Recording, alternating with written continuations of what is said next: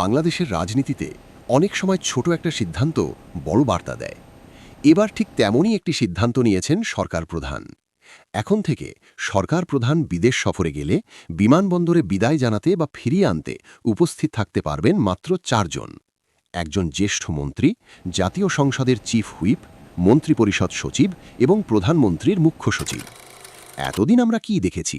প্রধানমন্ত্রী বিমানবন্দরে গেলেই যেন ছোটখাটো মিছিল, দল বেঁধে নেতাকর্মী, মন্ত্রী, কর্মকর্তারা হাজির, ভিআইপি মুভমেন্টের নামে রাস্তা জ্যাম, বিমানবন্দরে বিশৃঙ্খলা আর অকারণ ভিড়।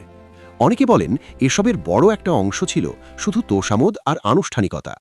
নতুন এই সিদ্ধান্তে সেই সংস্কৃতিতে বদলের ইঙ্গিত দেখা যাচ্ছে। কমবে অপ্রয়োজনীয় ভিড়, ফিরবে শৃঙ্খলা, বাঁচবে সময় আর সরকারি খরচ।